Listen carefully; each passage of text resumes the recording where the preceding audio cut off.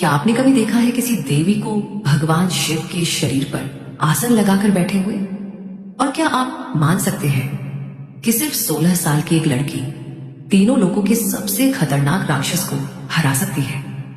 और हैरानी की बात यह है, उनके हाथों में न तलवार थी न त्रिशूल, सिर्फ फूल और गन्ना था। आइए जानते हैं गुप्त नवरात्रि की तीसरी महाविद्या, मां ललिता त्रिपुर सुंदरी। मां ललिता की कहानी। जब भंडासुर नाम का राक्षस तीनों लोगों पर कब्जा कर चुका था, देवता भी हार मान चुके थे, तभी युद्ध भूमि के बीच खड़ी थी एक सुंदर, शांत और मुस्कुराती हुई कन्या। नाम ललिता त्रिपुर सुंदरी। मां ललिता ने किसी से मदद नहीं मांगी। उन्होंने बस अपने अंगूठे का नाखून रगड़ा और उसी एक क्षण में हजारों देवियां, शक्तियां और योद्धाएं प्रकट हो गई। यही थी शक्ति की असली परिभाषा। मां के हाथों में लोहे के हथियार नहीं थे, था गन्ने का धनुष और फूलों के तीर। क्योंकि मां ललिता सिखाती है, प्यार, सुंदरता और चेतना सबसे बड़ी शक्ति होती है।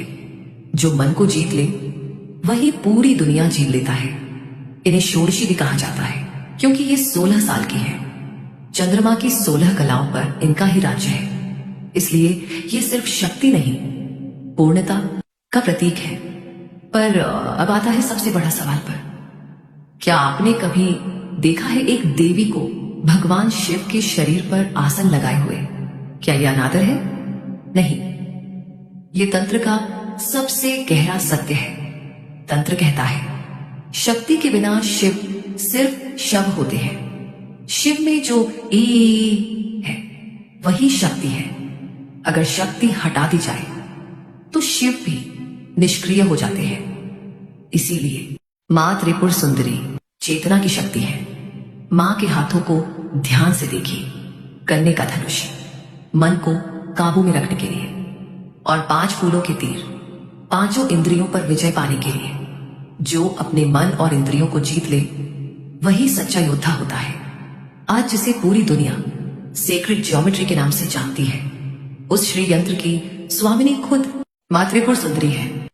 विज्ञान जिसे आज खोज रहा है, वो ज्ञान मां पहले ही दे चुकी है। इसलिए मां ललिता सिर्फ सुंदरता की देवी नहीं है, वो है चेतना, शक्ति और पूर्णता का सजीव स्वरूप। अगर आप भी शक्ति और सुंदरता दोनों का सम्मान करते हैं तो कमेंट में लिखिए, जय मां ललिता त्रिपुर सुंदरी।